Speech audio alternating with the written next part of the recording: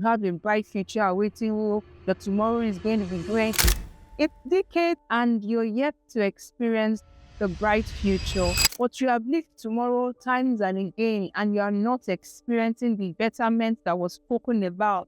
And so you have been submerged into life challenges, you are swam into it. Life happens, and yes, challenges are part of life. But then and again, the challenges were programmed, I believe, to cause gains in our souls so that we have blurred visions or even experience such brokenness that do not allow us to truly live the fullness of God's potentials for our life. How do I want to respond to today's challenge? Am I just going to be restless and say, when am I going to get out of this? When will things become better?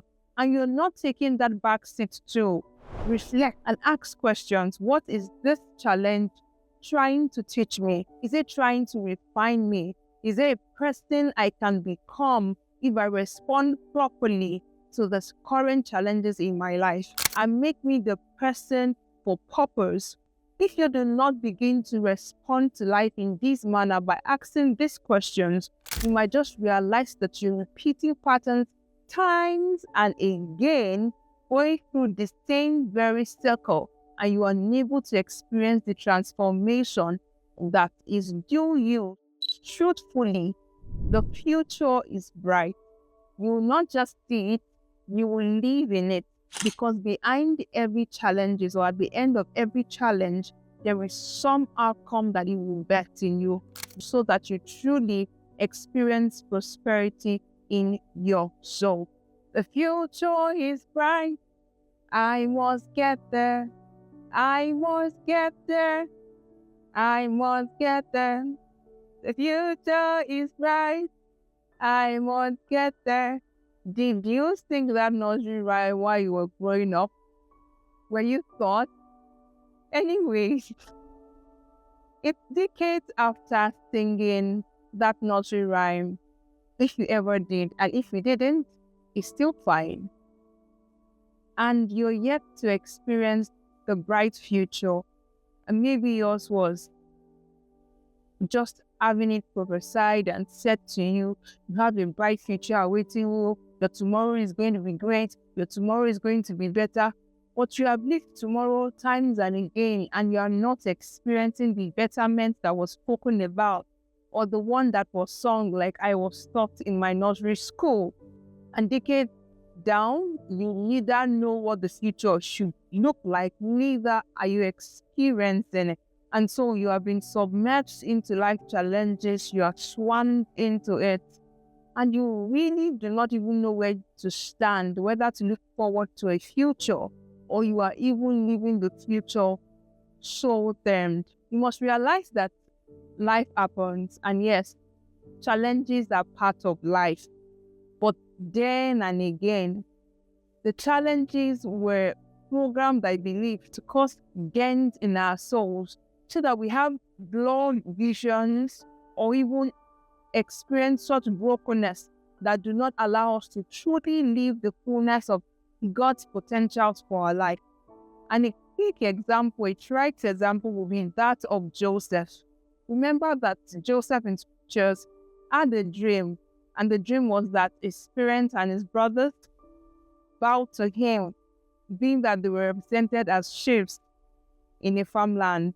And the next thing we begin to say is Joseph facing life challenges. First, in the very environment and by the very relationships that were supposed to be support systems that allow him thrive and live his dream, his own brothers hated him so much that they eventually sold him. And so yes, maybe it would have been okay to hate him and he would have somehow thrived, leaning on the love of his father. He was thrown into the pit. Maybe that was fine. They eventually will forgive him and bring him out. But he was sold into another country, Egypt. And so I want to believe somewhere in Joseph's mind was like, okay, that's all. There's nothing to dream after all. If the ones who I'm supposed to be Lord over or supposed to rule have sold me out, I don't think there's a tomorrow, there's a future, there's even a dream to look forward to.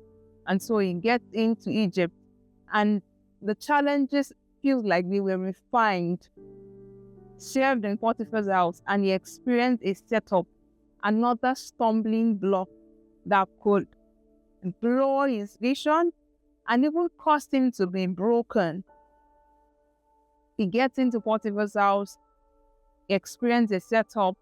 He's not even thrown out of the house. He's thrown into the prison where they find people like the NFA. NFA means people whose end have been concluded, no future ambition. And that was surreal. That was even worse than having to be thrown somewhere. Maybe if he had been thrown out of Potiphar's house and lost his job, he would have been able to pick the pieces of his life and maybe start again, maybe relocate back to his family or something. But he was thrown into prison and he was asked, maybe not asked, he just picked it up to govern or to rule over people who did not have a dream when whereas he had one. And you will see that play out when he interpreted the dream for the cupbearer and the baker, where he now began to say to the cupbearer, when you get out of the prison, mention me to Pharaoh, mention me to him, just maybe. But we see that the cupbearer forgets. Believably, that's a divine orchestration, because it was God on his matter to say that that thing that shown you from the very beginning, you will truly become.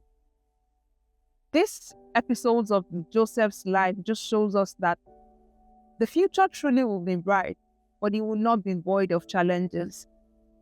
The future truly will be bright, but it might cause a dent in your soul.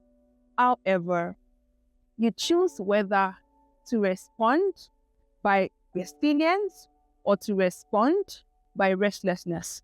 Because truth is this: we experience challenges every single passing day, and they will definitely have a way of forcing us to see the world in a different light, or change our paradigm, shift our mindset, alter our beliefs concerning the future that had been declared to be bright or better.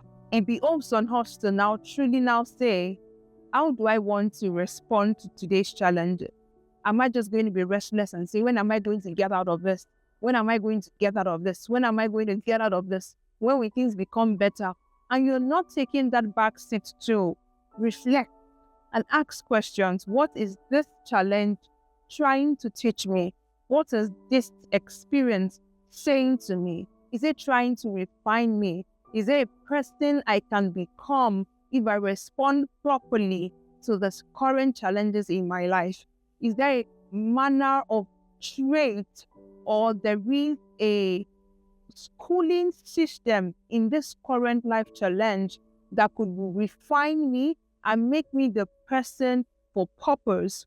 If you do not begin to respond to life in this manner by asking these questions, you might just realize that you're repeating patterns times and again, going through the same very circle, and you are unable to experience the transformation that is due you so that you truly experience prosperity in your soul. So like Joseph, other than become restless about the everyday challenge that you experience, choose to be resilient.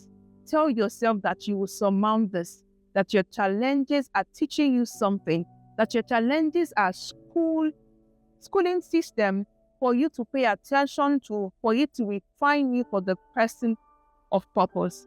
Eventually, we stay Joseph resilient and trust in God, getting into the palace, like from the prison into the palace, and those challenges refined him. How do we know that he had resilience? Is that for every time he interpreted dream, he ascribed the glory to God. He ascribed it's God that reveals it. It's God that will give Pharaoh an answer of peace. And we want to believe that that has been his system, that has been his way of life, even when he got before Pharaoh and he needed to interpret Pharaoh's dream. So rather than respond by restlessness, respond by resilience. Because behind every challenge, or at the end of every challenge, there is some outcome that it will bet in you, whether it's betting some form of shrink, behavior, is teaching you some form of lesson.